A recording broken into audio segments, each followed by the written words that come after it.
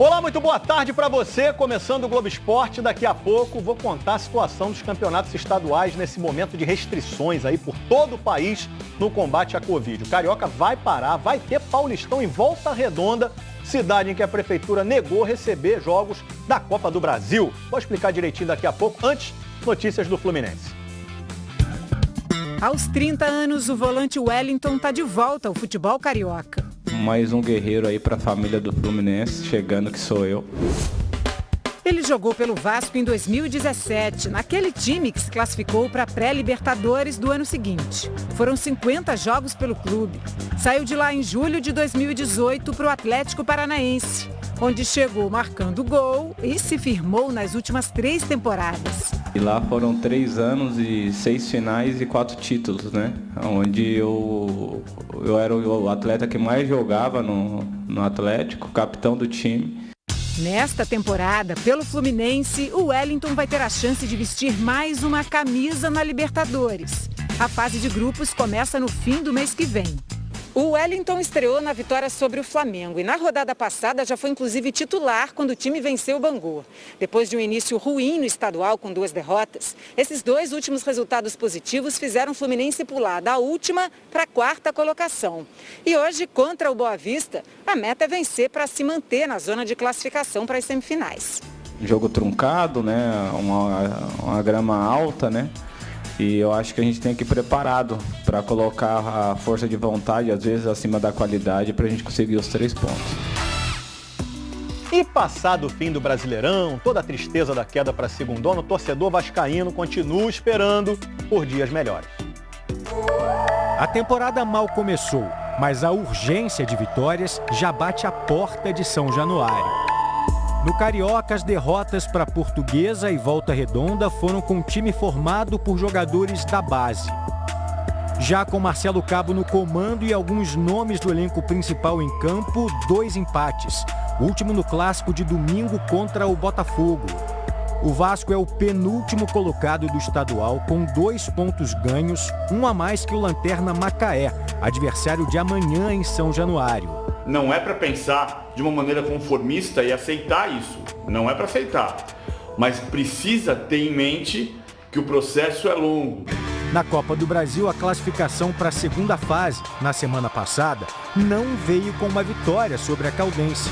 Veio com um empate sofrido. Esse foi o único jogo do artilheiro Germancano nesta nova temporada. E o técnico Marcelo Cabo já adiantou que o argentino precisa de mais tempo para voltar 100%. Depois de abrir o caminho para a vitória sobre o Goiás na última rodada do Brasileiro, Cano deixou o campo com dores na coxa. Já recuperado, o foco agora é no condicionamento físico. Pelo planejamento, ele só deve voltar contra o Fluminense no dia 30. O argentino foi o artilheiro do time na última temporada com 24 gols em 51 jogos. Herman Cano, camisa 14, faz o primeiro em São Januário. O Cano faz muita falta, né? A reportagem Máfia em Campo, do Fred Justo e Sérgio Rangel, exibida em janeiro de 2020 pelo Esporte Espetacular, venceu o Prêmio Internacional de Jornalismo Esportivo. Essa premiação aconteceu num evento virtual transmitido de Milão, na Itália. A reportagem, que revelou a ação de integrantes de um esquema de manipulação de resultados na Série C do Campeonato Carioca de 2019, ganhou na categoria Jornalismo Investigativo. A edição desse ano teve um recorde de trabalhos jornalísticos inscritos de todos os continentes e o júri foi formado por 12 personalidades de 10 nacionalidades. Parabéns, então, ao colega Fred Justo, ao Sérgio Rangel e a toda a equipe envolvida nesse trabalho. A lesão do LeBron James na NBA é assunto do podcast Ponte Aérea. Será que o Los Angeles Lakers vai sentir muito a falta dele? ge.globo/Ponte Aérea tá lá. E quando um craque se machuca, abre espaço para quem? Eles voltaram, gente. Os perebas da NBA em mais uma atuação para chocar você, amante do melhor basquete do mundo. Falando em atuação, tem jogador que quis tirar uma onda de ator dentro da área, acabou se dando muito mal. Vou te contar essa também depois do intervalo.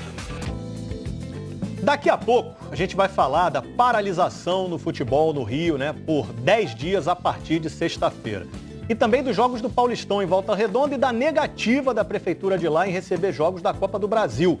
Amanhã, gente, Flamengo enfrenta o Botafogo pelo Campeonato Carioca e um cara que foi campeão estadual e mais um montão de coisa no ano passado com o Flamengo soltou o verbo pra cima da diretoria. No sábado, o Flamengo anunciou que havia desistido de contratar o Rafinha, alegando que a questão financeira intensificada pela pandemia de Covid-19 impediu a viabilização de um acordo com o lateral. Ontem, o jogador deu entrevista ao programa Seleção Sport TV. Questão financeira. Não é verdade. Eu flexibilizei de todas as formas. Não é, o valor é muito menos do que eu ganhei na minha primeira passagem pelo Flamengo, que não faz tanto tempo assim, faz um ano. Então, assim, eu esperei o Flamengo fazer uma proposta, né, que claramente eu ia aceitar. Peça importante do time campeão brasileiro e da Libertadores em 2019, o lateral se disse vítima de uma briga política entre dirigentes do Flamengo. O treinador queria. O departamento de futebol todo queria. Os torcedores, que são os mais importantes, me queriam. A parte financeira eu já deixei claro e vou frisar mais uma vez. Não era o problema. Claro que eu fui vítima de uma guerra política porque eu não tenho culpa disso. O jogador disse que o departamento de futebol queria a contratação dele. Outros diretores, não. Eu estou sendo vetado por pessoas que, né, trabalham na parte da financeira, na parte da comunicação, na parte... Se eu estivesse sendo vetado pelo torcedor do Flamengo, pelo treinador, essas pessoas sim eu ia respeitar e falar, não, beleza, não tenho que voltar mais. Me usaram nessa situação para vencer uma guerra deles dentro do clube e eu acabei pagando essa conta aí. Rafinha deixou o Flamengo em agosto do ano passado para jogar no Olympiacos. Em fevereiro, rompeu o contrato com o clube grego. E eu recebi uma proposta para ganhar 3 vezes mais do que eu ganhava no Flamengo. Então eu tenho que ser realista, né? Eu só tenho mais 4 anos de futebol, era uma possibilidade, era uma oportunidade única. E claro, eu pensei na minha carreira, pensei na minha família. Vamos ser sinceros, qualquer jogador que tivesse na minha posição iria também fazer isso. Sem o acerto, Rafinha vai esperar por propostas de outros clubes. Enquanto isso, o Flamengo vai se preparando para a partida de amanhã contra o Botafogo pelo Campeonato Estadual. O time que vem jogando o torneio ainda treinou sob o comando do técnico da equipe sub-20, Maurício Souza. A tendência é que ele continue à frente da equipe no Clássico, já que Rogério Ceni ainda trabalha com a maior parte do elenco principal na pré-temporada para as principais competições do ano. Marcelo Chamusca completou ontem 1 mês à frente do Botafogo. E não esconde de ninguém que o estadual tem sido uma espécie de laboratório para montar a equipe. Não tivemos pré-temporada, não fizemos jogo-treino e a gente está testando em jogos oficiais. O Botafogo vive uma semana de grandes testes. No domingo empatou com o Vasco. Amanhã tem um outro clássico pela frente contra o Flamengo. O desafio é encontrar o equilíbrio entre buscar as vitórias agora e manter o foco no principal objetivo do ano. Os jogos, todos eles servem como construção para a Série B, porque é a oportunidade que eu tenho como treinador de melhorar a minha equipe. Chamusca deve ganhar mais opções para montar o time. O Botafogo está próximo de fechar com o meio-campo Marco Antônio, de 23 anos, que pertence ao Bahia. E ele está tão empolgado para chegar logo que já gravou até um vídeo antes mesmo de assinar contrato. Estou muito feliz, né, por estar fazendo parte dessa nação alvinegra, né, que é o Botafogo, um time gigantesco lá do Rio de Janeiro, a qual optou por mim, né? Enquanto o elenco vai sendo reforçado, a atenção de Marcelo Chamusca está voltada para o clássico de amanhã. A gente já tem que pensar no Flamengo, que os jogadores têm que voltar a ter confiança, a trabalhar, a recuperar, para que a gente possa fazer um grande jogo quarta-feira.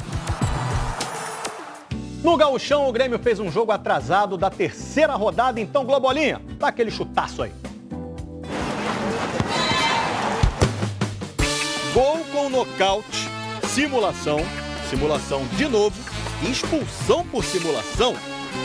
Foi ou não foi animado o jogo entre Grêmio e São José pelo Gauchão?